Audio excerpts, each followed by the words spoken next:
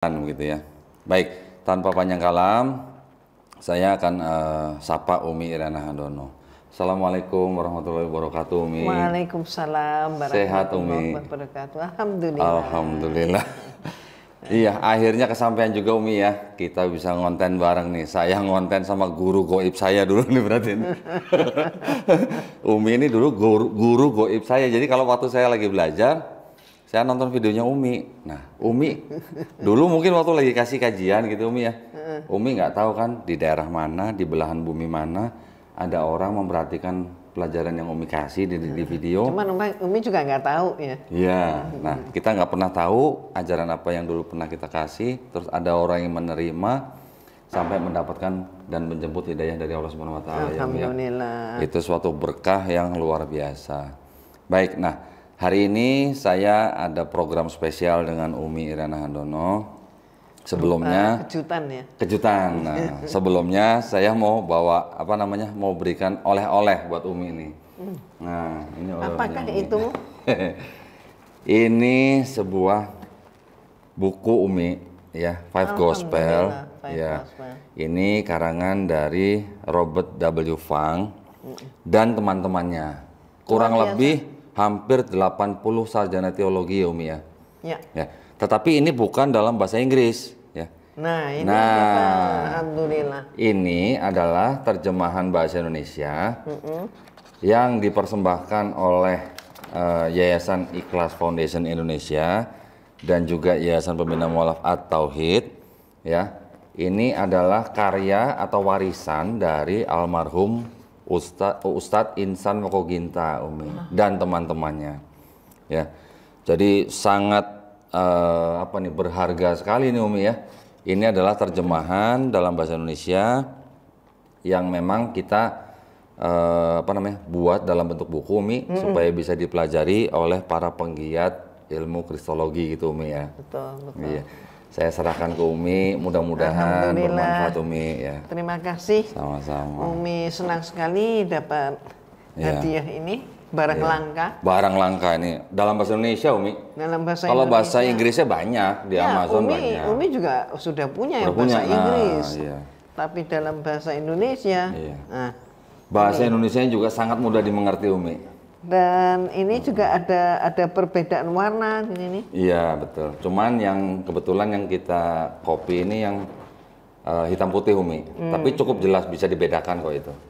Ada keterangannya gitu. Jadi para pemirsa, buku ini sebenarnya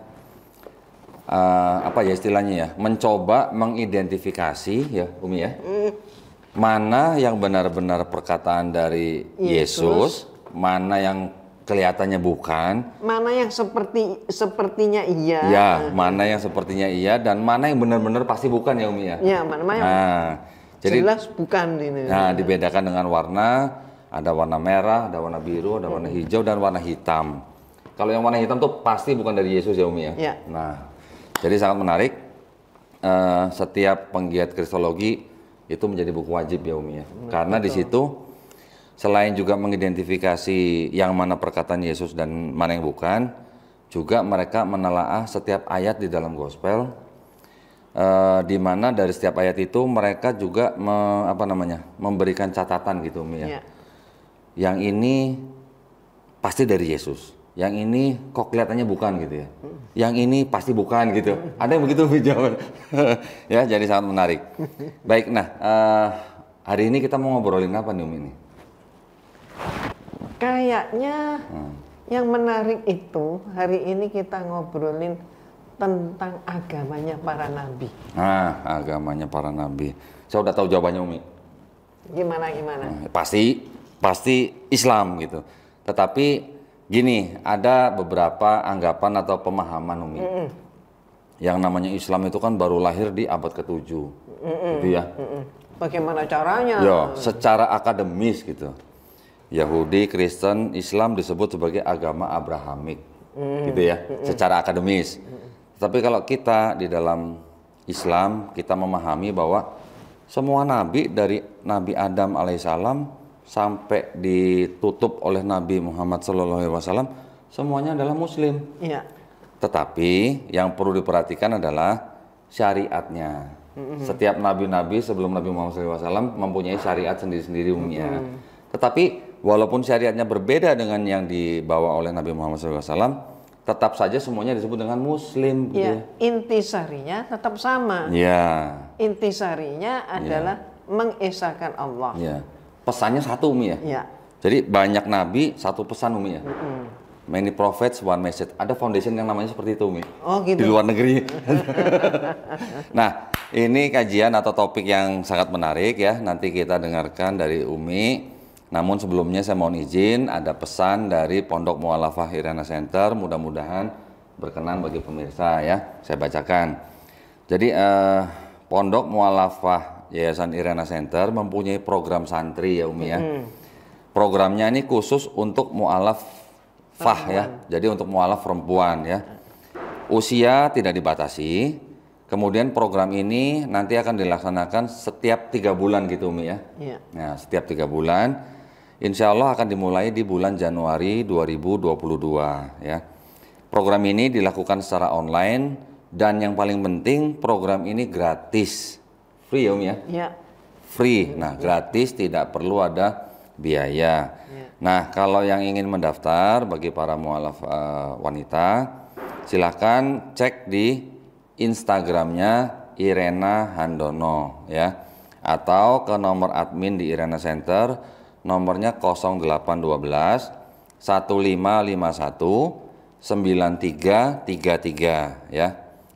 Saya ulang ya, 0812 1551 9333. Nanti tolong ditulis di running text atau di bawah ya. Baik, satu lagi pesan mungkin sebelum kita mulai, kami dari Yayasan Pembina Mu'alaf At-Tauhid atau dengan channelnya Geraha Mu'alaf ya. Sekarang juga kami mempunyai channel baru yaitu Geraha Mu'alaf Jakarta. Juga mengundang para pemirsa yang mungkin ingin menyalurkan zakat sedekah infaknya, bisa mengirimkan ke Bank Syariah Indonesia dengan nomor rekening 11188999888. Saya ulang, kode banknya 451, nomor rekeningnya 11188999888 atas nama Yayasan Pembina Mu'alaf At-Tauhid, dan bisa mengkonfirmasikan ke nomor handphone 0811 1889181. Semoga amal jariah para pemirsa diterima di sisi Allah Subhanahu wa taala ya. Amin. Amin. Baik. Nah, Umi, Umi, saya ada kejutan lagi nih. Saya juga bawa buku ini, Umi. Banyak kejutan juga? Hah? Enggak, nih saya sengaja bawa buku ini. Ini buku sengaja saya beli nih, Umi ini. Alhamdulillah. Ya, ini karya daripada Umi Irena Handono yang berjudul Islam Dihujat, menjawab buku The Islamic Invasion karya Robert Murray. Ini karangan dan tulisan Umi Irena Handono sendiri yang menjawab syubhat-syubhat ya dan tuduhan-tuduhan terhadap Islam. Yang kedua saya bawa ini Umi. Wah, ini juga bukunya Umi yang luar biasa nih. Buku ini di Indonesia nggak terlalu terkenal. Gitu. Tapi di luar, justru di luar. Masya Allah. Di mana tuh, Mi? Amerika, Kanada. Oh, jadi diterjemahkan ke bahasa Inggris, Umi ya? Ya, mereka terjemahkan dalam bahasa Inggris, tapi juga orang-orang kita yang di sana. Oh, gitu. Itu senang juga dengan bahasa Indonesia. Ya. Umi Irena Handono juga menulis sebuah buku yang luar biasa ya, berjudul Nabi Shallallahu Alaihi Wasallam bukan pedofili. Ya, kelihatan. Nah, buku ini untuk menjawab tuduhan-tuduhan bahwa Nabi Muhammad SAW itu adalah seorang pedofil. Saya sih secara singkat, Umi ya. Kalau dengar tuduhan seperti ini, malah senang saya menjawabnya, Umi. Ya, karena kita mereka sendiri ya. Ya, karena istilah pedofil sendiri baru ada tahun berapa, ya kan? Kemudian timbulnya istilah pedofil itu dikarenakan ada perubahan standar moral ya, Umi ya. Sedangkan pada saat Nabi Muhammad SAW di dalam hadis diceritakan menikahi Aisyah, itu standar moralnya mungkin berbeda dengan standar moral zaman sekarang, gitu Umi ya. Bahkan kalau kita lihat ke belakang lagi, umat Yahudi pun juga melakukan hal yang sama atau dalam arti mempunyai standar moral yang sama gitu sebenarnya. Yang diterima di masyarakat pada saat itu sebagai standar moral yang wajar atau normal gitu kan Umi ya. Karena memang kan mungkin tingkat kehidupan laki-laki atau manusia pada zaman itu kan tidak seperti sekarang. Banyak perang segala macam ya. Mengukur peristiwa yang terjadi pada masa abad ke-7 dengan ukuran abad ke-20. Betul, itu namanya tidak pas ya Umi ya. Nah, jadi kalau yang namanya pedofil atau standar atau pernikahan dini dianggap sebagai suatu moral yang tidak baik atau negatif, seharusnya dikembalikan gitu ya. Saya cuma nanya gini aja Umi, kalau memang Nabi dianggap seorang pedofil, terus Yusuf yang dianggap ayahnya Yesus itu, yang berusia 90 tahun, ini menurut sumber dari mereka Umi ya, yang berusia 90 tahun, menikahi Maria, ibunda daripada Yesus, yang diperkirakan berumur 12 sampai 14 tahun, itu bisa disebut pedofil apa enggak gitu? Ya, itu dia. Kan gitu ya. Satu lagi, kemudian kalau pada saat itu Nabi menikahi Aisyah radhiyallahu anhu itu dianggap sebagai moral yang negatif, kira-kira ada nggak musuh Nabi pada saat itu, Mi, yang protes dengan pernikahan Nabi gitu? Nggak ada. Nggak ada. Kenapa ya? Karena wajar pada saat itu ya. Gitu Mi ya. Belum lagi kalau kita ke belakang lagi, Ribka menikah umur berapa? Belum lagi Betseba umur berapa? Nah itu boleh dipelajarin lagi Umi ya. Dan satu hal yang betul-betul membuat mereka tidak bisa menjawab ya, tidak bisa menyanggah, menjelaskan juga nggak mampu. Kenapa? Karena Aisyah radhiyallahu anha itu dibawa pulang ke rumah Rasulullah itu setelah fase dewasa. Fase dewasa dalam Islam itu bukan ditentukan umur 18 tahun, umur 16 tahun, bukan. Tapi adalah menstruasi. Ya. Dan seorang wanita itu kan umur dia mendapatkan menstruasi itu kan di setiap lokasi berbeda-beda Umi ya. Ya. Mungkin di Indonesia tiap zaman juga beda-beda. Tiap zaman juga beda-beda. Tergantung dari geografis juga Umi ya. Betul. Tergantung dari diet juga Umi ya. Tergantung juga dari temperatur dan apa namanya? Keadaan sosialnya. Keadaan sosialnya. Nah, kurang lebih begitulah. Jadi mari kita ya sebagai umat muslim melihat sesuatu secara proporsional sesuai dengan zamannya, gitu Umi ya. Betul. Baik, udah agak panjang nih Umi. Jadi kita nih nunggu nih. Jadi topik kita hari ini adalah agama nabi-nabi. Waktu dan tempat saya persilahkan Umi. Iya, Umi sih enaknya langsung kita bertanya berjawabnya. Oh, gitu. Kita kalau ngomong tentang nabi-nabi, kita tahu yang pertama kan Nabi Adam. Iya. Alaihissalam. Ya. Nah, ini apa namanya menarik banget ini sebenarnya. Nah, kira-kira nih menurut Dodi, Nabi Adam alaihissalam ini yang tidak semasa dengan Rasulullah kan? Jauh sekali ya. Bagaimana membuktikan kalau Nabi Adam alaihissalam ini seorang Islam? Yang jelas Umi, Nabi Adam alaihissalam itu dia hanya mengenal satu Tuhan. Tidak kenal ada yang namanya Tuhan punya pribadi Bapa, punya pribadi Anak, atau punya pribadi Roh Kudus. Setahu saya. Jadi Nabi Adam hanya tahu atau mengenal hanya Tuhan yang Esa gitu. Tuhan yang menciptakan dia dan istrinya, Tuhannya Esa, dan tidak macam-macam ada dogma atau doktrin yang dikenal zaman sekarang gitu Umi ya. Ya. Jadi betul sekali Nabi Adam alaihissalam ini abad yang jauh berbeda, abad yang lalu sekali. Padahal yang namanya konsep Trinitas, Tuhan, Bapa, Putra, dan Roh Kudus, itu baru dikenal setelah adanya Konsili Nisia. Iya. Tahun 325 Masehi. Itu belum Trinitas Umi. 325 belum Trinitas Umi. Ya, Konsili Nisianya sudah ini ya. Itu sudah. baru Duinitas Umi. Ya. Artinya Trinitasnya 381, Mi. 381 baru sempurna. Baru sempurna, ya betul. Karena 325 itu mereka sudah menyatakan 3. Jadi mereka sudah mengatakan 3. 3 itu siapa? Nah ini. Satu bapak, kedua anak. Oke, yang ketiga siapa? Nah ini bingung. Sehingga kemudian sempat mereka menyatakan Roh Kudus, ya oke, sekarang simbolnya kayak apa? Nah itu blank namanya. Sehingga kemudian 381 barulah mereka sepakat bahwa simbol daripada Tuhan Roh Kudus itu adalah burung merpati putih. Yang sekarang mereka nggak pede menyebut begitu, maka banyak di antara mereka menyebut itu adalah simbol perdamaian. Mungkin itu juga kali ya Umi ya, awal mula dipakainya simbol merpati untuk perdamaian dunia gitu mungkin ya Umi ya. Ya itulah. Bukan api ya Umi ya? Aneh kan? Lah kan Metacosta kan api Umi yang turun, bukan burung merpati Umi. Api terus kemudian ada lidah keluar apinya gitu. Macam-macam.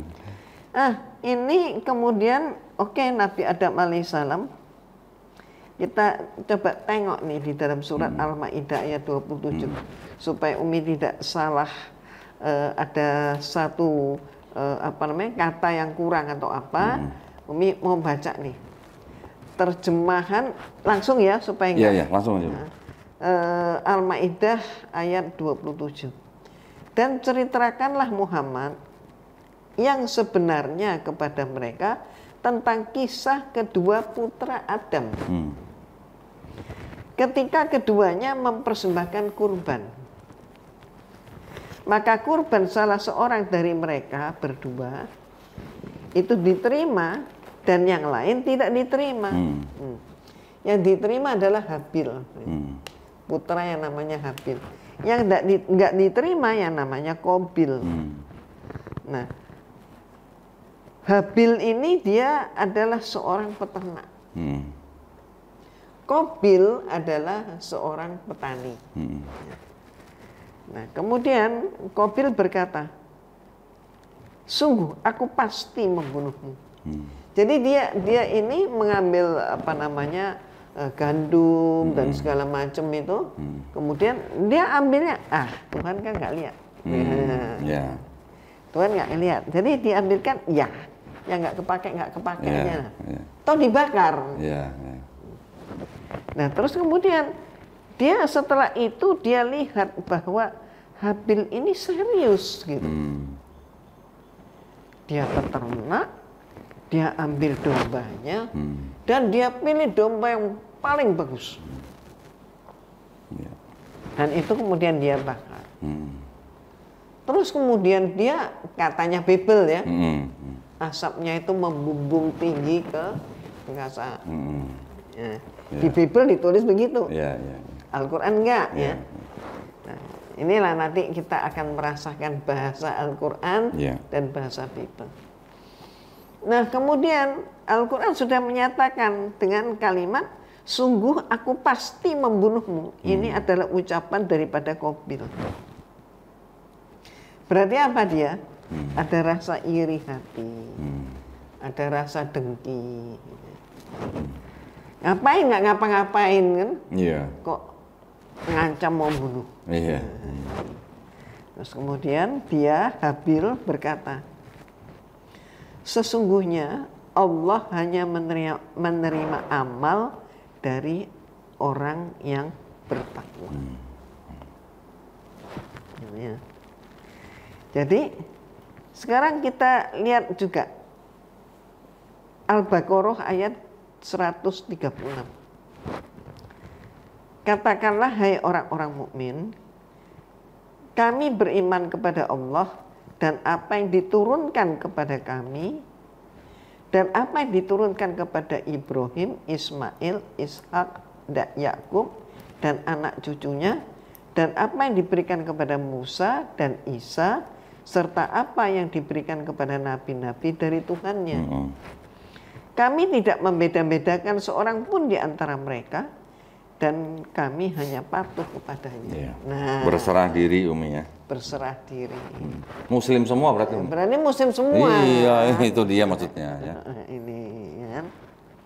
Nah, kemudian tadi yang surat Al-Maidah ayat 27 tentang kurban, ibadah kurban. Ya kan? Saat itu syariatnya adalah kurban bakaran ya. Nah, ini berarti agama mana yang mengajarkan kurban? Agama Islam. Jadi sudah ada pembuktian. Kami tidak membeda-bedakan seorang pun di antara mereka. Ini ya, Al-Baqarah 136, dan kami hanya tunduk patuh kepadanya. Nah, arti kata Muslim itu apa? Orang yang berislam gitu. Ya, orang yang berislam, yang tunduk, yang patuh. Senada dengan ayat lain yaitu Ali Imran 84.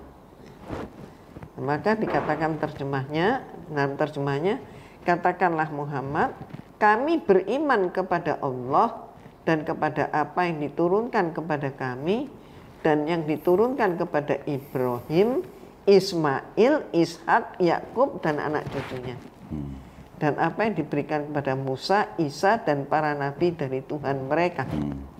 Sekali lagi ya, kami tidak membeda-bedakan seorang pun di antara mereka dan hanya kepadanya kami berserah diri. Nah, ini jadi kata muslimun diulangi lagi. Surat Ali Imran 84 ini kan hampir sama dengan yang Umi baca sebelumnya. Iya, Al-Baqarah tadi. Al-Baqarah 136. Menandakan apa? Ini bukan kebetulan ya.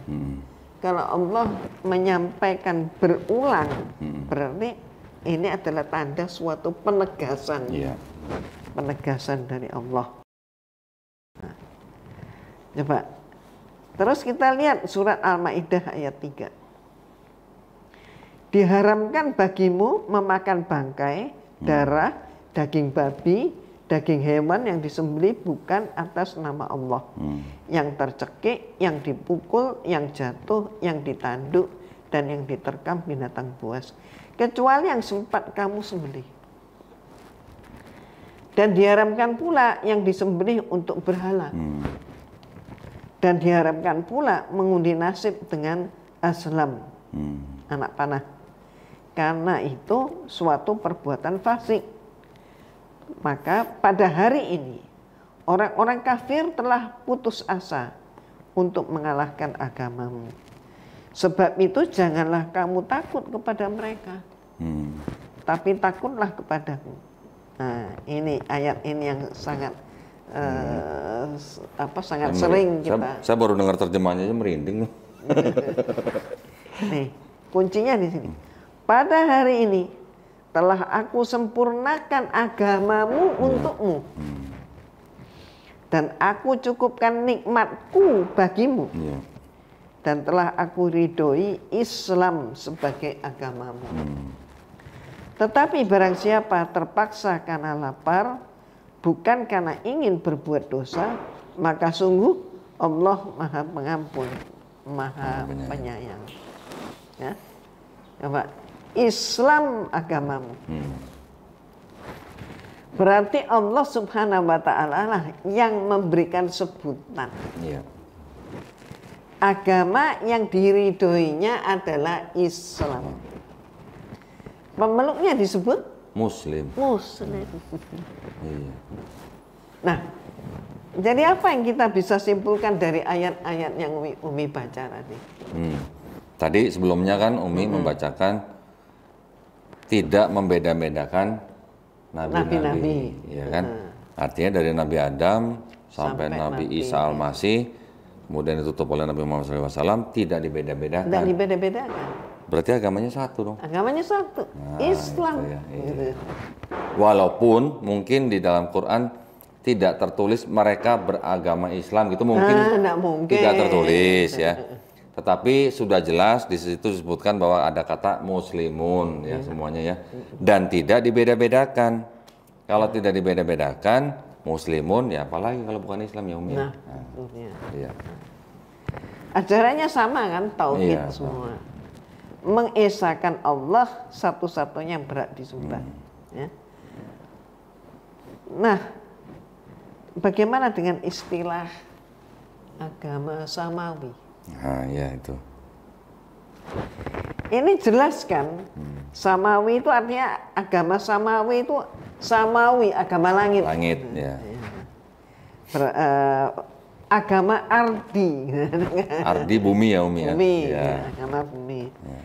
Agama langit maksudnya apa? Agama yang berasal dari Wahyu. Wahyu dari Allah ya. Kita perlu uji nih. Nah, ya. Siap nih Umi. Artinya gini, dalam Al-Quran ada nggak kata agama samawi? Istilah samawi, kata samawi gitu, ada nggak dalam Al-Quran? Nggak pernah ada. Tidak ada. Ya. Nah. Terus apakah Rasulullah pernah mengajarkan kepada kita tentang samawi dan ardi? Nggak ada. Nggak ada. Nggak ada juga. Nah, kalau tidak ada dalam Al-Quran, tidak ada dalam hadis, terus dari mana ini? Akademisi kalau saya bilang Umi. Ini dalam sudut pandang akademis gitu Umi ya. Karena mungkin dianggapnya tokoh-tokohnya sama gitu ya.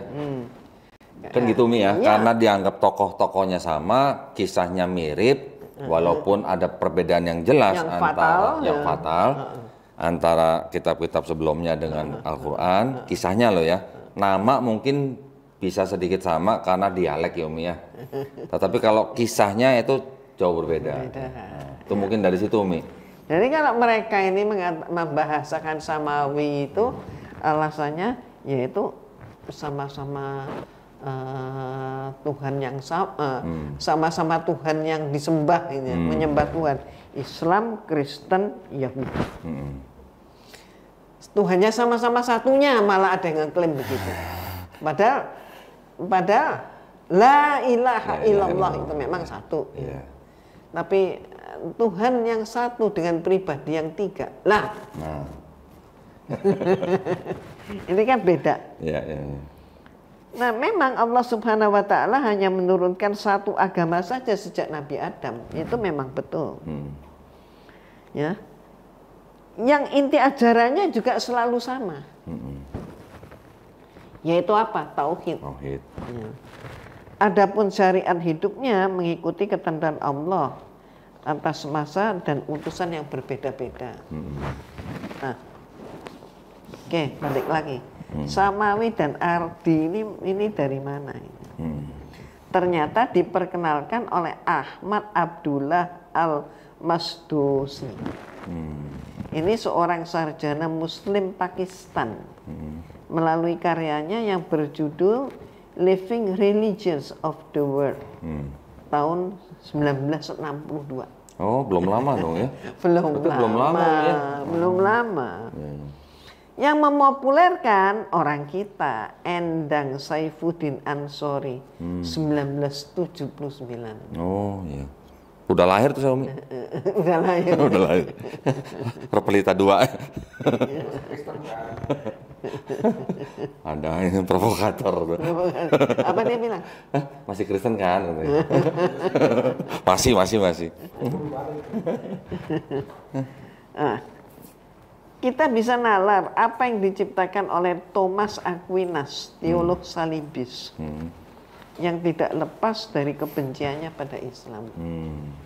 Istilah salibis, salibnya, orang yang memakai simbol salib. Jadi Thomas Aquinas ini berusaha mendangkalkan akidah umat Islam dengan menggiring pemikiran daripada umat Islam. Giringnya gimana? Semua agama sama. Nah itu. Pluralisme itu ya Umi. Pluralisme. Ya. Bahaya itu Umi. Semua agama sama. Islam, Kristen, Yahudi sama. Sama dan sejajar. Itu berbahaya tuh sebenarnya Umi ya. Ya kalau sama kenapa nggak masuk Islam aja gitu kalau sama Umi ya? Ya. Hah? Aneh kan? Kalau sama gitu ya. Kenapa? Maka mereka selalu maki-maki Islam teroris, radikal, radikul. Terus Islam yang melarat, Islam bodoh dan sebagainya. Lah, miskin. Miskin ini. Lah kenapa? Kalau di Meksiko yang miskin apa itu, Mi? Ya, Katolik lah. Oh, Katolik. Bukan saya ngomong. Loh, Umi juga menyatakan faktanya. Oh, fakta, iya. Ya. Nah. Di India miskin Apa? Di India miskin apa? Oh, di India yang miskin.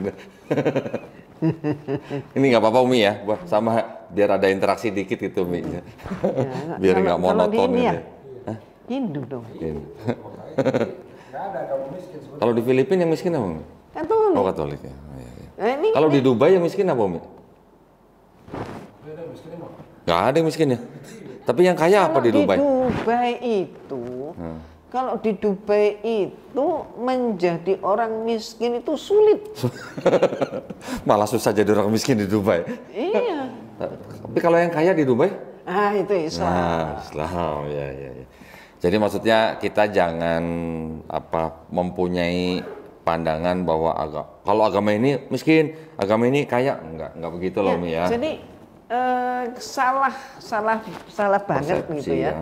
Kalau mengukur kebenaran sebuah agama dengan melihat penganutnya. Iya, betul. Salah banget. Betul. Jadi kalau ingin tahu kebenaran sebuah agama, maka pelajari konsep Tuhannya dan pelajari konsep kitab sucinya. Iya, betul. Sama keautentikannya ya, Mi ya. Iya. Oh, ya. Nanti saya ke situ misalnya. Oke, sip. Nah, pertanyaan sekarang, loh, kenapa kok pemikirannya Thomas Aquinas ya yang dipakai? Ya. Agama Samawi ini. Itu kan pemikirannya Thomas Aquinas. Nah, Samawi dan Ardi adalah buah pemikiran misionaris. Nah, kenapa kok itu yang dipakai? Ayolah. Al-Quran itu sudah lengkap.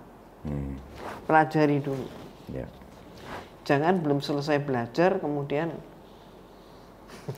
Tapi ngomong-ngomong, Umi ya, kenapa kok Islam itu kok banyak sekali ya menerima serangan-serangan seperti itu, Umi ya? Ya wajar lah. Terutama dari kaum orientalis gitu. Wajar lah. Gimana? Apa wajarnya? Andai kata Islam itu jelek, nggak bakal ada yang nyanyi, nggak bakal ada yang mencaci. Kenapa? Memang jelek. Ya. Tetapi nyatanya orang nggak mau ikut. Tapi karena Islam itu adalah agama yang sempurna, maka dijelek-jelekin supaya pengikutnya merotolin. apa karena nggak boleh makan babi, Umi? Nah, kalau nggak boleh makan babi, orang Kristen dulu juga nggak makan babi. Tapi kan dianulir. Ya kan dianulir. Dianulirnya tapi kan sepaham, maksudnya dianulirnya kan dianulir yang tidak spesifik, yang boleh dimakan, semua yang boleh dimakan itu termasuk babi kan nggak gitu, Mi ya. Artinya bahkan di Yesaya 66:17 kalau nggak salah. Bahkan disebutkan kalau yang menyembah dewa-dewa, yang pemakan babi, makan tikus, itu semua akan dilenyapkan katanya. Berarti termasuk mereka dong dilenyapkan. Kan kalau terjemahan, ini kan terjemahan kita yang baca ya. Yang tahun sekian disebutnya dan babi juga haram. Nanti terjemahan tahun sekian dan babi hutan juga haram. Maka cara merubah kitabnya, maka diberi kata hutan. Babi hutan. Ya. Babi ternak nggak apa-apa gitu katanya. Tapi yang di Yesaya 66:17 tuh nggak disebutin babi hutan, babi ternak itu. Babi aja. Pokoknya makan babi aja pokoknya. Sama bahasanya katanya Ustaz. Sama? Sama bahasa Ibrani babi hutan sama babi sama katanya. Sama? Oh sama bahasanya. Nggak dibedakan babi hutan sama babi. Nggak ada bedanya. Iya. Ya memang sih babinya ya tetap babi kan. Oh, kinzir. Nah, itu masalah. Kinzir. Bacanya kokle sazir. Makan babi. Kokle sazir ya. Nah ini kan Yesaya 66:17 kan jelas, Umi.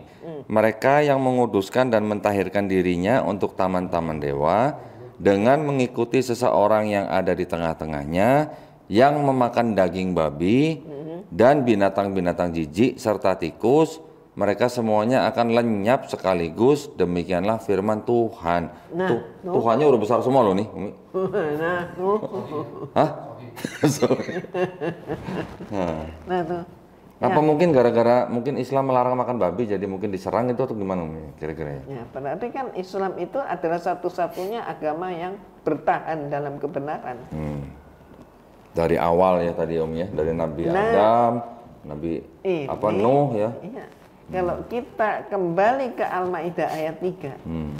Al-yauma akmaltu lakum dinakum wa atmamtu alaikum nikmati wa raditu lakumul Islam madina. Telah aku sempurnakan untukmu agamamu. Yeah. Apa artinya disempurnakan? Allah tidak menyatakan telah aku sediakan, telah aku bikinkan Islam untukmu. Enggak. Telah aku sempurnakan, berarti dulu sudah ada. Sudah ada. Karena ada, diubah, maka disempurnakan. Mungkin syariatnya Umi ya yang disempurnakan ya. Kan nabi-nabi ini kan mempunyai syariat yang berbeda-beda ya. Tergantung pada zaman itu, tergantung untuk bangsa itu gitu kan. Syariatnya berbeda-beda, disempurnakannya pada waktu Quran diturunkan gitu Umi ya. Sepertinya ya mungkin ya. Termasuk juga mereka kan sudah membuat banyak penyimpangan terhadap ayat-ayat. Terhadap ayat-ayat yang turun pada kitab mereka. Sehingga kemudian apapun gitu ya. Kalau kita lihat di dalam Bible yang sekarang ini dikatakan babi hutan, ya ini berarti mereka kan juga sudah membuat suatu penyimpangan, sehingga banyak orang Kristen sekarang doyan makan babi. Ada juga mungkin karena adat mungkin Umi. Bisa jadi. Apa mungkin karena tuntutan adat sehingga menganulir yang dianggap kitab suci mereka sendiri gitu? Kalau katanya mereka sih daging babi itu nikmat kata mereka. Emang enak Umi? Kata dia hoce itu kata Umi. Udah. Ya jadi itulah ya. Jadi ayo kita ini oleh Allah diberi hidupnya cuman pendek ya. Kenapa kok pendek? Iya, karena ya akhirat itulah yang kekal abadi. Iya. Kita ini ibaratnya kan seperti apa ya? Orang main sandiwara, pasti ada bubarnya. Iya. Hidup manusia juga begitu. Nah, berarti ayolah hidup cuman sekali, jangan sampai salah pilih. Iya, ini cuma transit ya Umi ya. Transit. Alangkah ruginya ya. Iya, kalau sudah transit salah. Gitu. Nah, oke, kita lanjut lagi. Siap. Nabi itu Nabi Adam. Ya.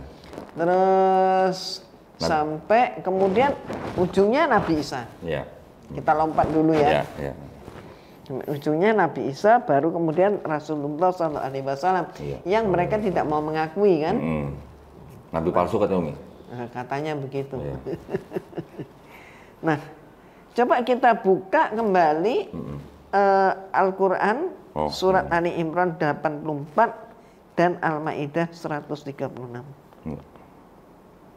Ya. Dari dua surat itu agama Nabi Isa alaihissalam apa? Ali Imran ayat berapa tadi Umi? Ali Imran 84. Oh 84. Ali Imran 84. Terjemahannya, katakanlah Muhammad, kami beriman kepada Allah dan kepada apa yang diturunkan kepada kami dan yang diturunkan kepada Ibrahim, Ismail, Ishak, Yakub dan anak cucunya, dan apa yang diberikan kepada Musa, Isa dan para nabi dari Tuhan mereka. Kami tidak membeda-bedakan seorang pun di antara mereka dan hanya kepadanya kami berserah diri. Ya. Ini muslimun lagi Umi ini. Iya, ya kan? Nah, jadi jelas kan? Jadi agamanya Nabi Isa apa? Ya sudah jelas Islam. Tidak bisa enggak, itu sudah Udah nyata banget. Jadi kalau di antara kita, di antara sesama Muslim misalnya, ada yang mengatakan agamanya Nabi Isa itu Kristen, itu gimana? Waduh. Pengen ketawa sampai kalau dengar itu ya. Salah besar. Salah besar. Karena kan kata Kristen sendiri itu kan timbul setelah Paulus dan Barnabas menetap di Antioquia selama setahun, Umi. Ya? 3 tahun. 3 tahun ya? Kisah Para Rasul 11:26 kalau nggak salah. Saya coba. Kisah Para Rasul 11:26. Oh iya betul, setahun ya. Satu tahun lamanya, Umi. Mereka tinggal lamanya. bersama-sama dengan jemaat itu 1 tahun lamanya. Sambil mengajar banyak orang di Antioquia lah murid-murid itu untuk pertama kalinya disebut Kristen. Yang ngomong ini adalah kitabnya orang Kristen. Ya. Maka kalau ada orang Kristen yang nggak mau ngakuin bahwa Kristen itu dibuat oleh Paulus, ya berarti nyangkal kitabnya sendiri. Iya. Berarti kan pada saat Yesus masih hidup di bumi ini belum ada kata Kristen ya, Umi ya? Jadi kalau Umi menyimpulkan, ini mereka ini menyalip di tikungan. Oh. Jadi gini. MotoGP dong, menyalip di tikungan. Kata Umi menyalip di tikungan itu. Jadi artinya gini, antara Yesus sama Paulus itu kurang lebih usianya nggak jauh beda. Beda 4 tahun kalau nggak salah, Umi ya. Ya sekitar itu. Ya. Ketika Yesus katakanlah kalau Yesus ke kiri, Paulus tahu begitu dia ke kanan. Oh, gitu ya. Kalau Yesus ke depan, dia dapat info, dia ke belakang. Gitu ya. Dia tidak pernah duduk bersama. Nggak pernah ngopi bareng Yesus ya? Satu majelis nggak pernah. Nggak pernah ngopi bareng, Umi ya? Ngopi bareng. Oh, iya. Nah, nama Paulus pun tidak ada di dalam urutan murid-murid inti. Yesus, iya. Ya. Kan ada 12 murid Ya. inti. Tidak ada nama Paulus. Mereka hidup sejaman tapi tidak pernah ngopi bareng. Ketika suatu saat Yesus itu mengalami suatu persoalan gitu ya. Maka kemudian itulah cara dia membelah, dia masuk. Dia berhasil kasak kusuk dan kemudian membelah murid Yesus. Sehingga sebagian ikut dia. Padahal Yesus sudah bilang, carilah domba yang tersesat di kalangan Bani Israel. Jangan sekali-kali kamu masuk ke dalam kota orang Samaria. Iya. Jadi kan berarti pindah provinsi aja nggak boleh. Iya. Nggak boleh antar provinsi gitu. Nggak boleh, antar provinsi nggak boleh. Nah, tapi kemudian ini diajak ke Antioquia. Dan ternyata di Antioquia nggak kurang-kurang. Itu istilahnya apa? Tinggal selama 1 tahun. Mendapat pelajaran dari Paulus. Berarti apa dong? Kaderisasi. Iya. Ada suatu ajaran Ya. ajaran baru yang mana Paulus tidak menerima ajaran itu langsung dari Yesus gitu, Mi ya. Ya. Dia merombak ajaran Yesus. Ya, dia jadi dia punya tabib Paulus ini. Lukas. Ya. Dan Lukas itu mencatat semua ucapan gurunya, yaitu siapa? Paulus ya. Dan dianggap itu sebagai ucapan Yesus. Nah, itulah ceritanya. Nah, kenapa kok dia nggak mendirikan agama sendiriannya? Ya, enggak lah, dia nggak punya nama. Dia tidak populer. Dia populer kalau dia dompleng nama Yesus. Nah, ini dia belah. Berhasil dia pengaruhi sebagian murid Yesus. Dibawa ke Antioquia. Maka di sana dikader selama 1 tahun, makan, tidur, belajar dalam satu rumah. Maka setelah 1 tahun itulah mereka mendeklarasikan Kristen. Jadi sebenarnya yang buat Kristen ya mereka ini, Paulus ini. Nah, oke ya, Umi sampai situ dulu. Nanti kita menarik kalau kita dalami lagi. Siap Umi. Ya. Tapi gini Umi nih, saya bukan mau ngebelain Paulus nih. Tapi gini Umi, kita tahu bahwa kalau tadi istilah Umi, Paulus ini membelah murid-murid Yesus, itu kan dalam rangka suatu upaya dari Paulus untuk memasukkan orang-orang goyim nih, ya artinya orang-orang non Yahudi, orang-orang non Yahudi itu dianggap goyim, yang mau mengikuti ajaran dia gitu kan. Ya alasannya memang begitu. Ya jadi makanya kalau kita baca tulisan-tulisan Paulus memang seperti orang mencela-mencela gitu. Yang satu bilang aku tidak membatalkan Taurat, yang satu bilang Taurat sudah batal kan begitu. Taurat sebagai kutukan. Nah, jadi seperti ada kontradiksi gitu kan memang. Tapi saya mikir-mikir gini, oh dia memang tidak mengharuskan orang non Yahudi untuk hidup di bawah hukum Taurat, itu kan karena memang itu yang diupayakan sama dia. Makanya dibuatlah Konsili Nisea ya Umi ya. Konsili Yerusalem. Tahun 50 Masehi. Kita bisa baca di Kisah Para Rasul pasal 15 lah. Ayatnya panjang. Nah, di situ kan akhirnya makanya dia pisah, akhirnya dia ke Antioquia. Tetapi kalau misalnya Paulus ini mau benar-benar ngikutin Yesus sebagai ya istilahnya tokoh sentral di dalam ajaran dia, Yesus sunat. Paulus bilang orang non Yahudi yang mau ikut ajaran ini tidak perlu sunat karena dengan matinya Yesus di atas kayu salib, kalau kamu sunat istilahnya nggak ada hubungannya gitu loh.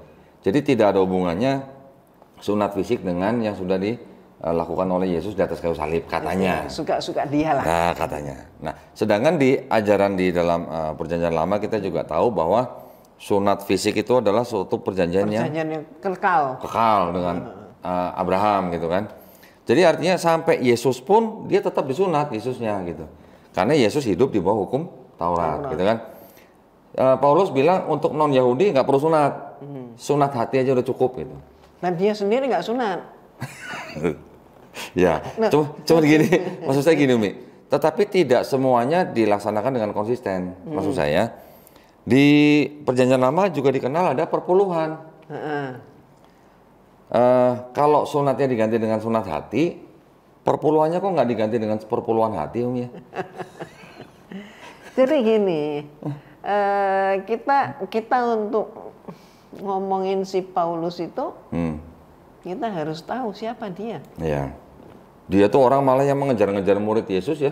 Ya, termasuk Stefanus itu kan dirajam oleh dia. Iya betul. Terus apa sih profesi dia? Profesi dia ini adalah mata-mata. Agen dong Umi? Agen. Oh, James Bond. Ini mata-mata Romawi. Jadi terus orang tuanya kayak apa? Ya maaf ya. Dia anak siapa nih gitu loh maksudnya. Dia ini anaknya dari seorang laki-laki Romawi, tapi ibunya Yahudi. Oh, nggak terbalik ya Umi? Nggak kebalik. Ya. Ibunya Yahudi ya, ayahnya Romawi ya. Dan ibunya adalah dari kalangan Lewi. Jadi kan tingkatan Lewi kan berarti ya tingkatan Yahudi kelas imam gitu, kelas imam. Iya. Nah, mereka matriarkat. Jadi kalau dia berurusan dengan imam-imam di sinagog, dia mengatakan aku Yahudi, aku anak Lewi. Darahku darah yang berhak Lewi. Terima perpuluhan gitu. Iya. Perpuluhan lagi. Nah, tapi kalau dia sudah urusan dengan serdadu Romawi misalnya ya, dia bilang aku Romawi, aku warga negara Romawi, kamu berani? Iya. Betul. Jadi dia ini ya ini ya kalau ibaratnya kalau dekat dengan daun hijau dia hijau. Bunglon gitu Mi. Oh. Maka dia bilang kan, aku ingin memuaskan orang Yahudi dan orang yang bukan Yahudi. kepada orang Yahudi aku seperti orang Yahudi. Iya. Tapi kepada orang yang bukan Yahudi aku sama seperti bukan Yahudi. Nah itu ya memang gimana ya, kontroversial ya memang ya sosok Paulus ini Umi ya. Tetapi gini Umi, saya mencoba menghubungkan Umi ya konsep Trinitas yang digagas oleh Tertullianus Umi. Nah Tertullianus kan membuat suatu gagasan bahwa yang namanya Trinitas itu kan diawali dengan semacam pemahaman bahwa seorang warga negara ini tidak bisa berurusan langsung dengan hakim karena Tertullianus ini kan pengacara Umi. Nah, enak melalui dia dong. Gitu. Nah, jadi seolah-olah yang namanya warga negara tuh nggak boleh urusan langsung sama hakim. Hakim ini digambarkan sebagai bapak gitu. Jadi untuk berurusan dengan hakim itu harus ada yang namanya pengantara gitu. Nah, pengantara inilah yang diposisikan untuk Yesus gitu loh. Ini gagasan dari Tertullianus yang akhirnya malah diterima di gereja, kemudian sama gereja tapi dimodifikasi gitu loh. Yang tadinya Yesusnya hanya pengantara, terus kemudian disamakan gitu hakikatnya dengan hakimnya gitu loh, Mi. Nah, terus masuklah juga di gereja itu sisa-sisa daripada pagan-pagan yang lalu. Oh iya. Maka masuklah Maria di situ. Oh Maria. Maria itu adanya di Konsili Efesus Umi. Ya. Tahun 431 yang menetapkan bahwa Maria sebagai Theotokos Umi ya, betul? Theotokos. Bunda penghantar Tuhan ke bumi ya. Itu kalau nggak salah Umi itu untuk untuk menetapkan bahwa ajaran yang disebut dengan Koliridianisme yang menyembah Maria sebagai Tuhan itu adalah sesat gitu. Gitu ya. Tetapi saya ingin kembali sedikit tadi Umi ke Paulus. Yang saya baca ternyata tulisannya Paulus ini kok sepertinya sama dengan gagasannya Tertullianus nih. Jangan-jangan apakah Tertullianus ngutip dari Paulus atau nyontek dari konsepnya Paulus atau bagaimana? Karena balik. Tapi gini Umi, saya baca di mana tulisannya Paulus di Galatia 3:20 ya. Seorang pengantara bukan hanya mewakili satu orang saja. Sedangkan Allah adalah satu. Nah, yang disebut pengantara di sini kan berarti kan Yesus Umi. Allah Bapa berarti kan. Berarti Yesus ini disebut pengantara nih sama Paulus nih. Mewakili orang banyak. Mewakili orang banyak. Bapaknya Allah satu gitu. Kan tadi Tertullianus juga begitu. Tidak bisa orang berurusan dengan hakim tanpa pengantara gitu. Harus melalui pengantara orang banyak pengantara, ini. Iya. Kok mirip ya Umi ya gitu ya. Konsepnya gitu maksud saya. Apa jangan-jangan gimana? Yang nyontek siapa? Siapa nyontek siapa ini? Kalau Tertullianus kan itu udah di abad kedua Umi. Sedangkan Paulus kan di abad pertama. Berarti kalau begini kayaknya Tertullianus yang nyontek Paulus sepertinya. Gitu nggak Umi? Kira-kira? Ya susah ya. Susahnya kenapa? Mereka ini saling mengklaim. Ya. Apakah benar seperti itu? Apakah memang Tertullianus itu hidupnya pada abad kedua? Ya. Tapi yang saya baca gini Umi, malah gagasannya Tertullianus ini yang dipakai sebagai cikal bakal konsep Trinitas, tetapi pada akhirnya malah Tertullianus ini dibuang dari gereja gitu. Dia malah ngikut ajaran yang lain gitu, Tertullianusnya. Nah, kita sama-sama tahu lah Umi ya, kalau konsep Trinitas ini kan sebenarnya juga tidak ujuk-ujuk dari Tertullianus langsung diterima semua gitu kan. Kan gereja juga mengalami evolusi lah, dari mulai awal ada paham yang namanya doketisme, kemudian nggak lama diganti dengan separatisme, nggak lama diganti dengan modalisme, yang cukup lama nih modalisme Umi. Ya, nah, kapitalisme. Nah, itu pecahannya kan banyak lah ya. Tetapi setelah modalisme barulah timbul trinitarisme gitu kan yang dipakai. Tetapi tidak murni dari yang dari Tertullianus itu Umi. Trinitasnya itu. Kalau Trinitasnya yang ditetapkan di dalam gereja kan jadinya Bapa tidak sama dengan anak, anak tidak sama dengan Roh Kudus, Roh Kudus tidak sama dengan Bapa, tetapi ketiganya adalah Tuhan. Nah, gitu. Berarti kesimpulannya akal jangan dipakai. Ya, Gitu pakai saja dalil pokoknya. Oh, dalil pokoknya. Iya. Jadi kalau akal dipakai keluar nanti dari gereja. Iya. Jadi yang bisa manusia jangan pakai akal. Gitu Kalau ya. manusia pakai akal akan terjadi orang-orang kafir kata mereka. Kata mereka. Gitu kan ya. Iya. Jadi imani saja gitu Umi ya. Ya iman itu adalah percaya dengan dogma. Ya. Percaya itu adalah tidak butuh pembuktian.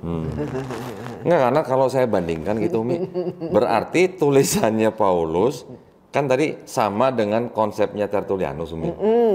Berarti jangan-jangan ini Paulus nggak kenal konsep Trinitas sebenarnya. Ya. Karena dia menaruh Yesus sebagai pengantara Umi. Nah, di ayat lain kan Paulus juga mengatakan bahwa kepala dari wanita adalah Tuhan. Kepala dari wanita, kepalanya wanita adalah laki-laki. Kepalanya laki-laki adalah Tuhan. Yesus dulu nih, kepala laki-laki adalah Yesus. Kepala Yesus adalah Bapa. Berarti ada hierarki Umi ya. Kalau begitu kan Yesusnya tidak sederajat atau setara dengan Bapa kalau begitu ya. Harusnya ya. Harusnya begitu. Nah, jadi saya berpikir kok Paulus mempunyai pemahaman kalau kepala wanita atau dalam hal ini konteksnya istri, kepalanya adalah laki-laki. Laki-laki punya kepala Yesus. Yesus punya kepala Bapa. Berarti ada hierarki gitu. Berarti kan ada ketidaksetaraan gitu antara Yesus dengan Bapa gitu ya. Terus yang terakhir kita tahulah Umi ya di 1 Korintus 8:6. Kan Paulus mengatakan bahwa hanya ada satu Allah saja. Ini walaupun istilahnya menurut mereka nih. Allah adalah Bapa dan hanya ada satu Tuhan saja yaitu Yesus Kristus. Jadi ada Allah, ada Tuhan. Nah, apakah Allah dan Tuhan itu sama? Atau lebih besar yang mana? Atau lebih tinggi yang mana, lebih rendah yang mana? Masalahnya kan kalau kata Tuhan di situ kan teks aslinya di Yunani kan kurios ya, Umi ya. Kalau Allah itu kan dari teks Yunaninya kan theos. Nah, yang saya baca tidak pernah Paulus menyebut Yesus dengan theos Umi. Hanya selalu kurios gitu. Kan gitu Umi ya. Berarti Paulus membedakan antara Yesus dan Bapa gitu. Kalau Yesusnya tidak pernah disebut sebagai theos, berarti kan Yesus bukan theos. Gitu ya, betul nggak? Logikanya gitu. Jangan-jangan ajarannya Paulus ini yang dimodifikasi oleh gereja. Kemudian baru gereja menyamakan Yesus dengan Bapa gitu.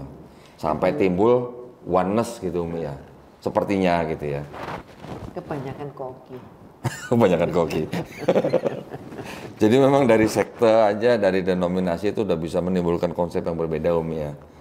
Nah, saya mau kasih lihat Umi nih. Saya kemarin baru dapat ini Umi. Nah, ini kitab Injil nih. DJ. Pakai DJ nih, Injil gitu ya. Masih pakai jangan lama. Di sini kita sering tahunnya oh ya nih. Tahunnya 1968 nih, kelihatan nggak nih? Belum lahir. Belum lahir. Tuh ya, 1968 tuh. Ya. Ini penerbitnya dari ND. Nah, di sini Umi kan kita sering mendengar ya kalau di kisah di Yohanes 13:13 gitu ya. Kamu menyebut aku guru dan Tuhan gitu yang Tuhan atau Tuhan? Kalau yang di Bible sekarang kamu menyebut aku sebagai guru dan Tuhan. TUHAN. Kalau di sini. Nah, saya mau kasih lihat Umi nih. Saya kemarin waktu dapat ini kayak anak kecil dapat mainan baru, Mi. Nangis tuh. Yohanes 13:13. Nah, ini. Coba. Ini yang di garis bawah nih. Kebaca. Fokus bisa nggak? Kamu memanggil aku guru dan Tuhan. Hah? Tuhan apa Tuhan? T-U-A-N. Tuhan. Tuhan. Tanpa H. Tuhan Umi. Tanpa H. Berbeda dengan Bible yang zaman sekarang. Artinya gimana ya? Kurios ini kan sebutan, malah kalau bahasa Inggris Umi, Yesus disebut dengan kurios sama oleh wanita Samaria dengan sebutan kurios. Di dalam bahasa Inggris yang zaman sekarang Umi, disebutnya sir. Terjemahan bahasa Inggrisnya sir. Kalau di bahasa Indonesia ya, jadi Tuhan. Aneh ya? Sir sama dengan Tuhan gitu Umi. Terus kalau tentara Amerika terima perintah dari komandannya, sir, yes sir gitu, Tuhan ya Tuhan gitu. Ini ada nih yang, nah nih saya pakai yang Gideon nih. Ini Gideon Umi. Kita lihat John 4:19.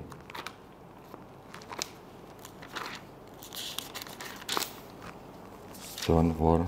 Nah ini. The woman said to him, "Sir, I perceive that you are a prophet." Ini masuk akal loh kalau ini, bener ya. Tuhan, saya baru tahu kalau kamu adalah nabi gitu. Nah kalau yang bahasa Indonesianya, Tuhan, ternyata kamu seorang nabi. Lucu ya. Mereka tidak bisa membedakan antara zat dan Zat, ya betul. Marah. Ini nih ayat 19 nih, baca nggak? Sir. The woman said to him, "Sir, perceive that you are a prophet." Ya, him. Sir ya, sir. Sir. Tuhan apa Tuhan? Tuhan, walaupun himnya besar ya. Walaupun himnya besar. Nah, jadi ada memang sepertinya mungkin kalau buat apa ya, penerjemahan seperti itu mungkin sepertinya sepele ya Umi ya. Kalau orang yang tidak tahu ya. Kalau orang yang tidak tahu dan tidak mau ngerti. Nggak mau ngerti ya. Tapi kalau pokoknya asal bilang, gereja bilang, pokoknya Yesus itu Tuhan. Ya. Tuhan yang menjelma sendiri menjadi manusia gitu ke bumi gitu. Yohanes 1. Pokoknya dalilnya pokoknya. Ya, Yohanes 1 ayat 14. Orang yang memang tidak mempelajari sejarahnya atau bagaimana mungkin ya aja gitu Umi ya. Oh iya benar Tuhan bisa jadi manusia, Tuhan kan maha kuasa gitu ya. Bisa jadi apa aja gitu kan. Gimana Umi tuh jawabnya tuh? Perlu suatu pemahaman. Iya. Perlu latihan berpikir. Jadi beda nggak ini antara Tuhan dengan Tuhan? Iya. Ya silakan Umi mungkin. Nanti mungkin saya bisa kasih keterangan sedikit tuh mengenai kata Tuhan dan Tuhan tuh. Jadi kalau mereka ini terbiasa makhluk dituhankan, sehingga kemudian untuk memuaskan orang maka mereka memberi simbol-simbol supaya bisa dilihat dengan mata. Padahal tidak semua yang bisa diindra itu bisa dilihat. Atau dengan kata lain, indra kita ini adalah alat. Alat yang mempunyai juga keterbatasan. Jadi indra kita ini bukan segala-galanya. Ya sebagai suatu contoh yang gampang banget. Ada udara nggak di ruangan ini? Pasti siapapun yang ditanyain begitu akan menjawab, oh ya di ruangan ini ada udara dan udaranya bagus dan seterusnya. Lah, bagaimana kamu mengatakan di ruangan ini ada udara padahal kamu nggak melihat? Nah ini contohnya. Nah demikian pula mereka itu tidak bisa membedakan mana Allah dan mana ciptaannya. Sehingga karena nggak bisa membedakan, nggak tahu batasannya, maka mereka sampai membuat suatu pemikiran bahwa Allah itu menjelma menjadi manusia. Akhirnya terjebak. Akhirnya kalau orang kebentur-bentur begitu, sampai perlu putra, perlu perlu kemudian duduk di atas singgasana di langit, sampai perlu yang namanya sudah mati tapi bisa hidup lagi. Maka sudah mati bisa hidup lagi, berarti dia di atas kemampuan manusia. Berarti dia adalah Tuhan. Tapi di Bible disebutkan yang membangkitkan Yesus tuh ya Bapa kok, Umi. Nggak bangkit sendiri kok. Nggak bangkit sendiri. Iya. Umi, tadi saya sempat dengar Umi bilang kalau mereka tidak bisa membedakan antara zat dan zat. Ya Umi ya. DZAT dan ZAT. Nah, kalau zat dalam Islam kita paham bahwa itu sebenarnya adalah sebuah essence ya Umi ya. Atau self gitu ya, persons gitu ya, pribadi gitu. Tetapi kalau zat yang tanpa D itu kan meters ya Umi ya. Zat itu materi, bisa padat, cair, bisa gas, bisa cair. Itu ada bukunya loh, sampai salah loh. Jadi ada seorang misionaris atau pendeta, dia membuat buku untuk menyatakan bahwa orang Islam itu Tuhannya juga banyak. Cover bukunya itu pakai Ka'bah. Umat Islam banyak yang, mohon maaf, cari buku ketika mau haji atau mau umroh, lihat itu tertarik, terus dibeli. Tapi dalamnya itu menyatakan tentang yang kita bahas ini, yaitu bahwa zat itu ada 3. Buktinya kalau orang Islam menyembah Tuhan banyak. Zat ada 3, padat, cair, gas. Mana yang disembah? Cair enggak lah, gas enggak lah. Jadi berarti orang Islam itu satu-satunya yaitu menyembah zat padat. Zat padat apa? Batu hitam. Batu hitam apa? Ada yang bilang Ka'bah, ada yang bilang Hajar Aswad. Nah inilah, mohon maaf ya, kegagalan berpikir atau apa ya, kesalahan berpikir yang perlu diketahui. Istilah zat itu hanya ada di dalam Al-Quran saja, monopoli Al-Quran. Maka kalau mau berbicara tentang zat, harusnya pakai konsep Al-Quran. Nah, sekarang saya mau tunjukin ke Umi. Yang ini Umi. Kitab Suci Injil. Glenn, bacain sini. Kitab Suci Injil ya Umi ya. Ini terjemahan bahasa Indonesia. Yang menerbitkan nih Umi. LAI. Tahun? Lembaga Alkitab Indonesia tahun 2011. Nih, zoom. Ya. Ini lagi ngomongin zat sama zat nih. Kitab Suci Injil LAI 2000. Udah baca?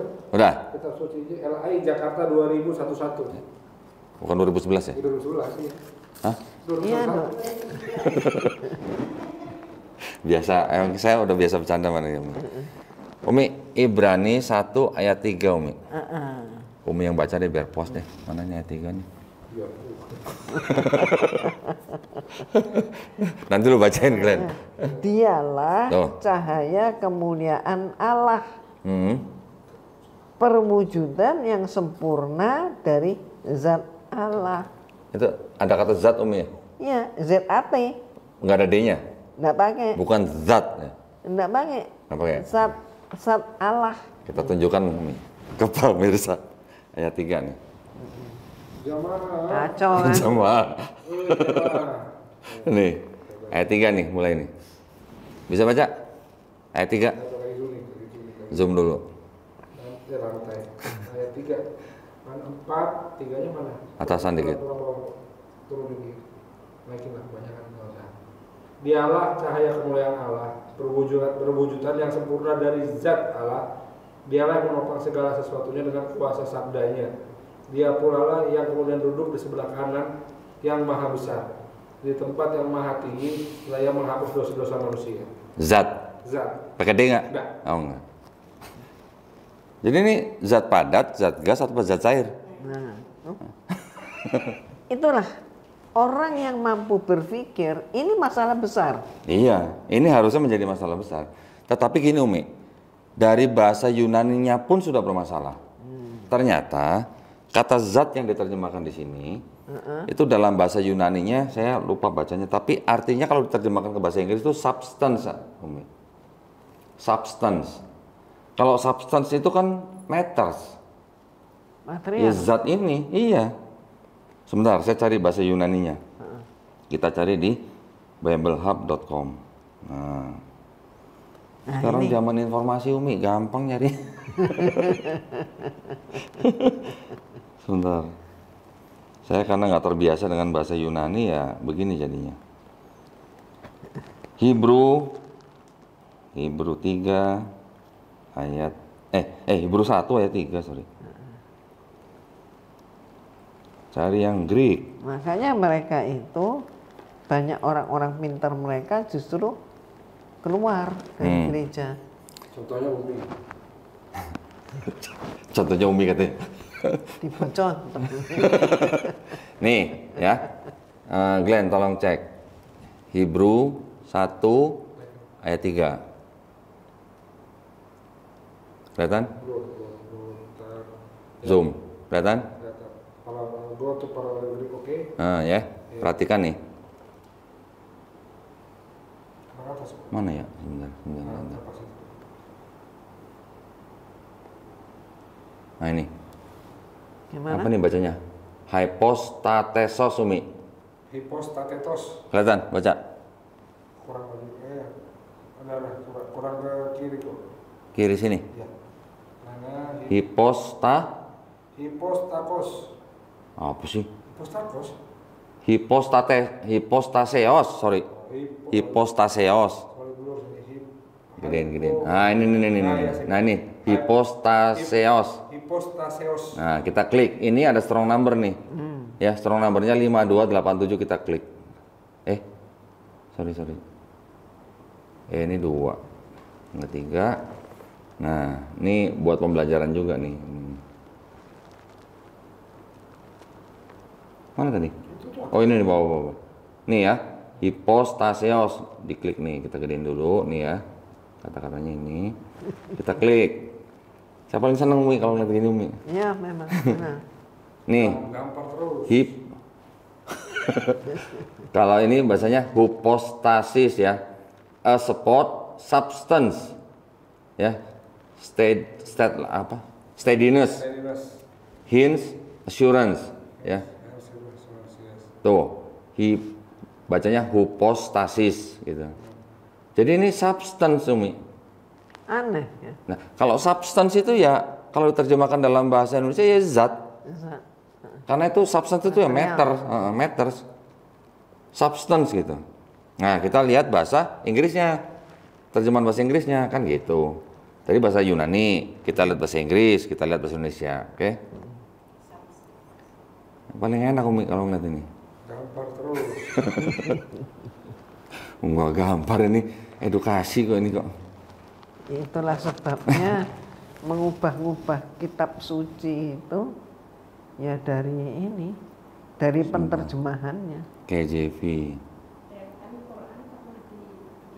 Padahal di Alkitab juga kan ada tulisan dilarang mengubah ayat setitik pun ada sih. Saya lupa ayat berapa.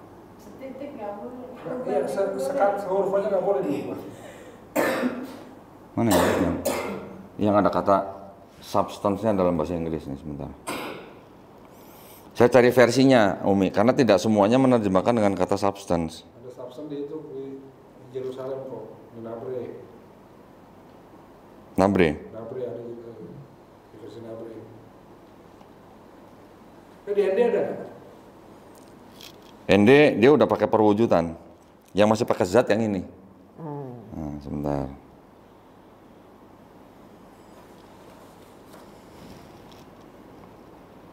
Substance.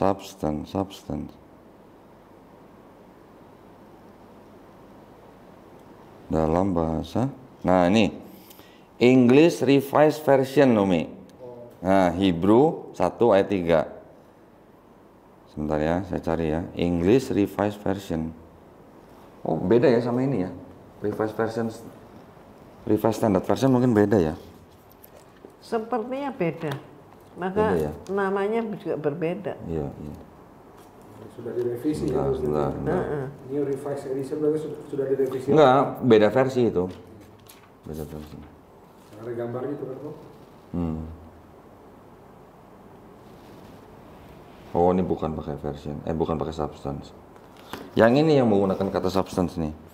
English Revised Version. Nah, bisa gede ini. Ini yang ini. Kelihatan nggak? English Revised Version. Hebrew 1:3 ya kan? Nah, ya versinya English Revised Version masih pakai kata substance. Ini Holy Bible, udah dilihat. Sebentar, bukan.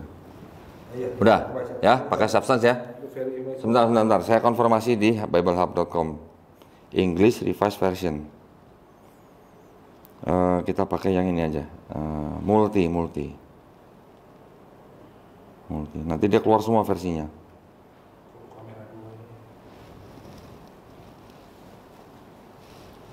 Ini Umi kerjaan saya nih Umi, bandingin versi apa gitu. Ternyata beda-beda gitu. Gambarin terus.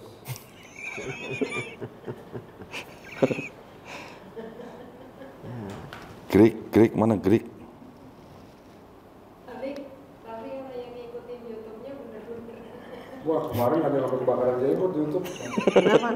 Enggak, kami kan live sampai 3 jam waktu itu saya, promosi Uniriva kan. Sampai ada komen, ampun Roma, ampun gitu. Ya kita bongkar semua. Ini kan bablaan banget kan.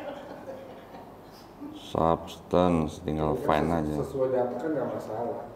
Iya. Toh yang terus begini. Nah ini baru kelihatan nih. Nih, Jubile apa Jubili sih? Jubile. Jubile Bible versi 2000. Tuh, yang saya tandain tuh, warna orange. Who being the brightness of his glory and the... Atau gini aja, sebentar. Tunggu sebentar. Saya gini nah biar tulisannya gedean dikit. Nah, gini. Di landscape. Mana tadi? Hilang kan? Lama nih. Tinggal dicari. Mau gambarnya lama. Ah, ini. Geser. Nah, situ. Udah tuh. Who being the bright, bawahnya. Oh, dikit. Who being the brightness of his glory and the express image of his substance. Substance ya. Nah. Oke ya. Jubile, ini Jubile Bible. Bener Jubile bacanya. Nah, jadi yang mana yang matters gitu? Yang Bible atau yang Quran? Kalau Quran kan zat pakai D ya, kalau bahasa Indonesia ya. Zat itu artinya essence atau self atau persons gitu. Yang ini pakai zat, nggak ada D-nya. Jadi Pak cair, padat atau gas Umi?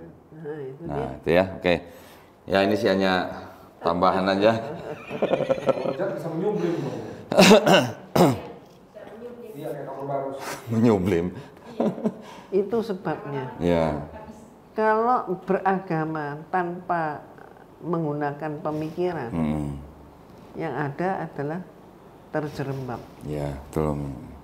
Itu sebabnya, sebagai contoh saja, di dalam waktu kemarin, bulan yang lalu ya, itu di Jerman, 3 bulan yang lalu kalau nggak salah, itu mereka sudah demo menolak pajak Tuhan. Oh, yang perpuluhan Umi ya? Yang dipotong setiap bulan Umi ya? Iya, betul. Terus kemudian Prancis, itu bulan kemarin, ada 2000 gereja yang dibongkar. Yang bongkar siapa? Government mereka. Oh, malah pemerintahnya ya? Kenapa kok dibongkar? Ya karena itu sudah jadi kuil rumah kuno lama, udah nggak bisa dipakai. Ada yang jadi masjid nggak Umi? Nah, umat Islam banyak sekali membeli masjid, membeli gereja tua itu direhab menjadi masjid. Terutama yang masih punya izin. Iya. Jadi sekarang Islam itu menjadi agama dengan pertumbuhan yang paling pesat ya Umi. Paling pesat. Dan yang menggembirakan, mohon maaf ya, adalah Islam ini menjadi agama menjadi sangat diminati oleh mereka kaum berpikir. Oh iya. Sementara orang yang nggak mau mikir ya nggak bakal ketemu. Iya. Jadi bagi mereka yang tidak berpikir ya mungkin fine aja. Tapi giliran dipotong tiap bulan protes gitu ya Umi. Nah Umi, saya mau kasih lihat lagi Umi. Nih, saya datang bawa buku berat-berat. Umi udah pernah ngeliat ini Umi? Umi itu sudah cukup lama nggak melihat buku ini, makanya tadi gitu. ketawa-ketawa. Oh tapi dulu pernah ngeliat Umi ya? Pernah lihat, pernah lihat. Pernah punya atau pernah lihat aja Umi? Pernah lihat. Pernah lihat. Di perpustakaan itu ada. Oh ada ya? Oh iya. Berarti nggak semua orang Katolik punya begitu enggak? Iya berarti nggak semuanya dapat Umi ya? Enggak semua. Kenapa? Dulu waktu Umi seminari itu nggak dibagi Umi ya? Nggak dibagi udah. Oh. Pada waktu itu sudah istilah Umi bibir kompromi. Oh. Bibir kompromi. Bible kompromi. Oh Bible kompromi. Kok dengernya bibir? Bible kompromi. Bible kompromi. Artinya maksudnya mengkompromikan Bible gitu Umi? Iya, jadi mereka dari Katolik, dari Protestan dan sebagainya yang di Indonesia ini bersama-sama mereka sepakat mengeluarkan Bible itu. Yang ini, Bible ini? Bukan. Yang itu, yang Bible kompromi itu. Itu apa Umi yang dikompromikan di situ Umi? Kan ini dari Katolik kan ada yang nggak dipakai. Oh, Deuterokanonika. Nah itu kemudian yang apa namanya dari Katolik ini ya seperti ini kan contohnya sekian, akhirnya kan menjadi cuma sekian. Yang di Protestan dibuat baru sebagai kompromi itu menjadi separuh. Oh gitu. Nah, tapi saya waktu Perjanjian baru aja. Saya kan SMP lah, SMP saya kan di Katolik. Masih lengkap kok kayak begitu, tapi nggak ada footnote-nya. Iya masih lengkap. Tahun berapa itu? Saya SMP tahun berapa ya? 99. Oh, masih baru. Iya, masih baru, masih muda. Mukanya Emang kelihatan muda, Umi? kalau dibanding mundur Itu di mana? Di kota mana? Bandung. Bandung. Nah, Umi waktu ngelihat ini di perpustakaan waktu itu ada yang pernah merasa terkesan nggak Umi dengan Bible ini? Ada yang Umi itu Umi kan mempelajari itu sejak kalimat pertama. Merasa aneh-aneh aja. Jadi ketika Umi baca itu, Umi membacanya kayak baca dongeng. Gitu ya. Sehingga ternyata orang seperti Umi itu tidak hanya satu-satunya Umi yang mengalami seperti itu. Contoh ini misalnya di Jakarta ini ada seorang beliau adalah dokter. Ketika beliau itu sama kayak Umi senang baca sejak masa anak-anak. Itu sudah membaca Bible sampailah kemudian pada peristiwa Unan. Pernah tahu nggak Unan? Unan. Cari deh di Bible. Perjanjian lama. Cerita di Bible. Onan. Tahu saya. Tahu. Anaknya Yehuda bukan? Ya, bukan anaknya Yehuda. Yehuda mendapat perintah anak kedua kalau nggak salah untuk menyampaikan kepada Onan, seorang pangeran yang kakaknya Onan ini calon raja. Oh, lain. Itu meninggal sebelum mempunyai keturunan. Rajanya yang sedang memimpin itu sudah lanjut usia. Anaknya putra mahkota sudah meninggal, tidak punya keturunan. Maka Tuhan memberi perintah kepada Yehuda untuk menyampaikan kepada Onan, salah satu pangeran. Perintahnya adalah hampirilah istri kakakmu, bangkitkanlah keturunan bagi kakakmu. Itu Kejadian 38 bukan Umi? Coba buka dulu. Itu anaknya Yehuda itu. Anaknya Yehuda, putra pertamanya punya istri, kemudian putra pertamanya meninggal, terus disuruh adiknya yang bernama Onan tuh untuk menikahi istri kakaknya. Tetapi si Onan ini dia tidak mau menyetubui istri kakaknya itu, dia hanya mengeluarkan air mani di luar. Makanya mungkin dari situ ada kata onani mungkin ya. Onan, namanya Onan. Ini sebentar saya bukain nih. Itu Kejadian 38 Umi. 384. Sebentar. Nah ini. Onan. Ini kan ada nama Onan. Iya. 384. Ya kan? Nah, kemudian si Onan ini juga mati. Kemudian anak yang ketiganya karena terlalu masih kecil, menantunya Yehuda ini disuruh pulang dulu nih ke kampungnya, menunggu sampai anak yang kecil dewasa gitu. Nah, terus kemudian pada waktu itu Yehuda mau bertemu dengan seseorang yang di dekat kampung menantunya itu. Menantunya itu kan namanya Tamar, Umi ya. Ya, Tamar. Nah, pas ke situ Tamar ini berpura-pura menjadi pelacur di pinggir jalan dengan bertudung gitu ya. Kemudian, dia nggak tahu kan? Nggak tahu. Nah, Yehuda mintain Yehuda mau menggunakan jasa Tamar karena dikira pelacur. Tetapi si Tamar ini meminta jaminan dulu. Jaminannya itu diberikan tongkat dan stempel ya kan. Kemudian setelah selesai pakai pulang Yehudanya, si Tamar ternyata hamil. Dia datang ke Yehuda untuk minta pertanggungjawaban, dicegat oleh orangnya Yehuda, nggak mungkin kamu begini-begini, nggak mungkin Yehuda begini. Nah, ditunjukkanlah barang jaminan itu, tongkat dan stempel, barulah diterima. Dari Tamar itulah lahir Peres. Gitu loh. Dari Peres itu turun sampai ke Yesus. Jadi Jangan jadi bahaya. Loh enggak, ini kan saya menanggapi Umi nih. Itu nggak jadi. Berarti dari cerita itu Jebakan ya. dari kata itu dari cerita itu keluar dua kata yang Onan. Iya, dua kata yang populer saat ini dong. Iya. Onan dan Peres tuh. Sebentar. Kalau nggak salah anaknya kembar. Sebentar. Anaknya itu kembar. Lalu Peres tuh. Nah, dari Tamar itu tadi Yehuda, dari kejadian itu, Tamar itu melahirkan Peres dan Zerah. Nah, kemudian dari Peres baru memeranakan Hesron dan seterusnya sampai ke Yusuf, sampai ke Yesus maksudnya. Tapi dari Yusuf ke Yesusnya kan bukan biologis gitu kan. Ya begitulah. Adopsi. Onan tuh. Adopsi. Yusuf Yesus adopsi. Nah, saya cuma mau menunjukkan aja, mungkin kalau Umi dulu pernah baca, mungkin Umi kan pasti ingat dong kalau ayat ada kata begini.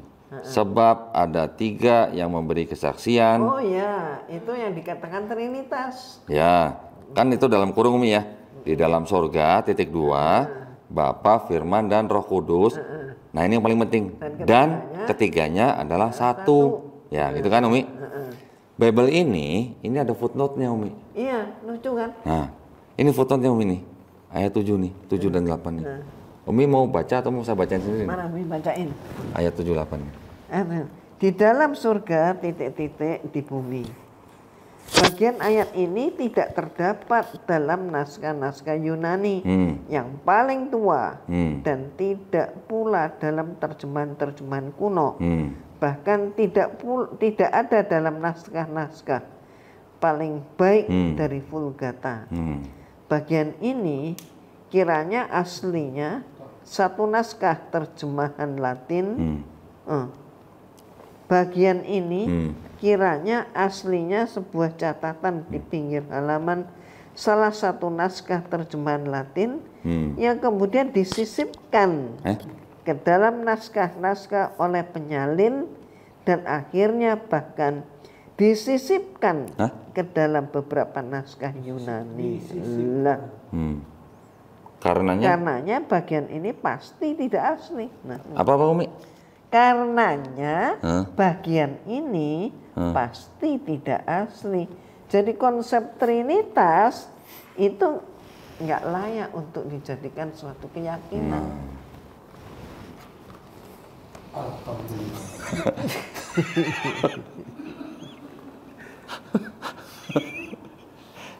Gimana Umi? Makanya, Tapi kok jujur ya Umi ya?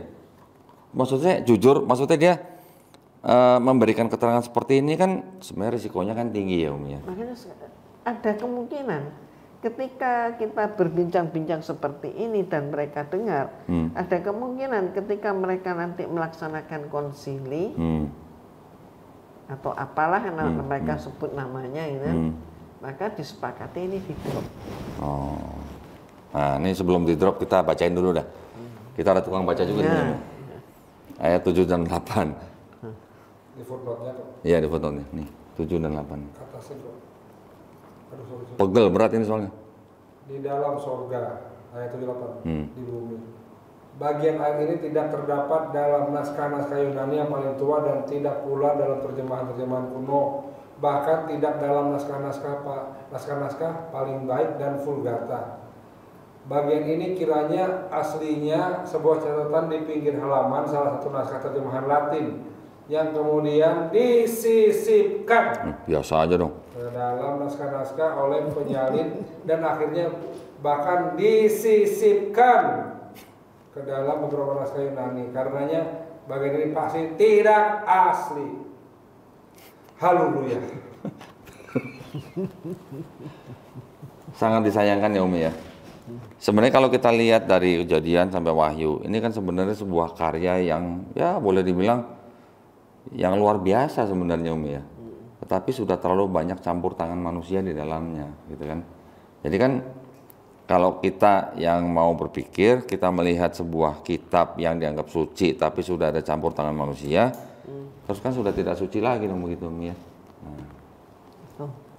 Makanya mereka berupaya macam-macam. Ini kan konferensi gereja di Quds, Yerusalem.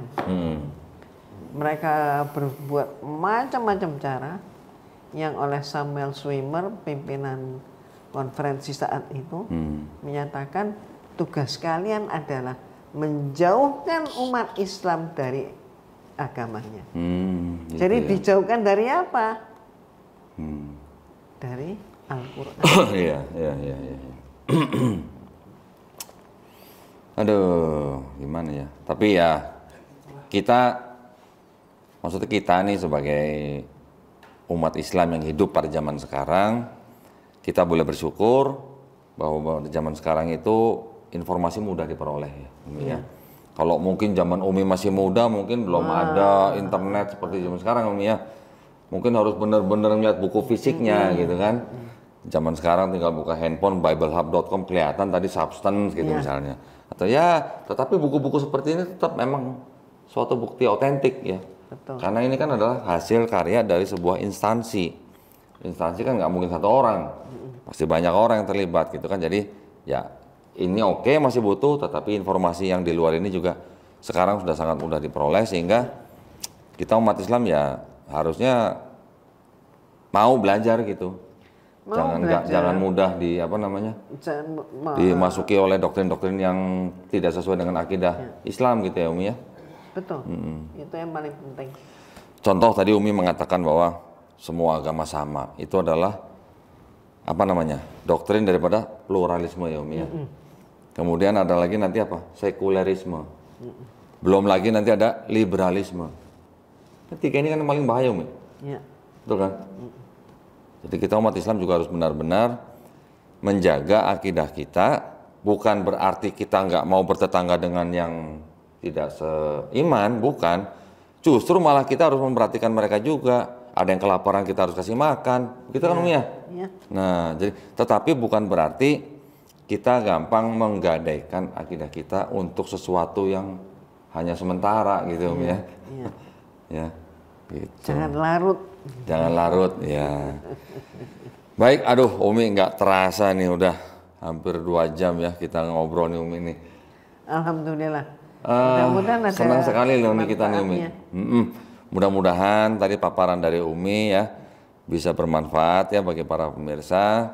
Senang sekali kita bisa berkunjung nih di kediamannya Umi Irena Handono dan mendapatkan ilmu yang dulu mungkin kita cuma bisa ngeliat nonton di YouTube. Sekarang kita bisa dengar langsung nih gitu ya. Dulu saya nonton rekamannya doang kalau di YouTube kok. Rekamannya doang? Oh iya. Iya. Kalau sekarang saya ngerekam loh. Iya, saya ngerekam. Si Glenn boleh juga nih. Dulu dia nonton rekaman, sekarang dia ngerekam ya. Masya Allah ya. Mudah-mudahan Allah jaga kesehatan Umi ya. Semoga sehat selalu ya. Umi ini kalau boleh dibilang nih ilmunya ilmu langka nih. Dari zaman Umi dulu masuk YouTube itu mungkin di Indonesia juga nggak banyak Umi ya mempelajari kristologi ya. Tapi kita tahu lah ya, mungkin ada Ustadz Nababan, ada almarhum Ustadz Insan Moko Ginta, ada Ustadz Yusuf Ismail, bahkan ada Kiai Haji Abdullah Wasian ya, almarhum. Banyak, tetapi yang wanita yang saya tahu nih cuman Umi Irena yang gimana ya, yang menonjol gitu Umi. Jadi ini adalah sebuah ilmu yang memang buat kita penggiat apologet ini sebuah ilmu yang penting.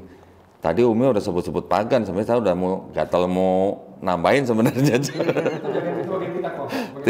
itu nanti yang lain kali aja Umi ya. Baik, kalau gitu kami mengucapkan banyak terima kasih Umi atas waktunya. Umi udah waktunya istirahat ya. Nah, mudah-mudahan obrolan kita pada siang hari ini bermanfaat bagi para pemirsa. Saya ingin mengulang lagi tadi pesan yang dititipkan bagi para mualafah ya, untuk mualaf perempuan. Di Pondok Mualafah Yayasan Center, Irena Center ini ada program santri ya, program santri mualafah Yayasan Irena Center. Ini khusus untuk mualaf perempuan, kemudian usianya tidak dibatasi.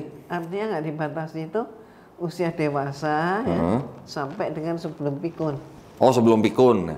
Sebelum pikun itu beda-beda gitu ya. Masih muda pikun. Ya, kemudian programnya 3 bulan, dimulai dari bulan Januari 2022. Dilaksanakan programnya dengan cara online. Dan yang paling penting program ini gratis ya. Gratis ya, Sel ya? Betul ya? Oke, nah yang mau daftar bisa cek di informasi di Instagramnya Umi Irena Handono. Juga bisa ke nomor handphone 0812 1551 9333 ya. Nanti yang merespons admin Irena Center.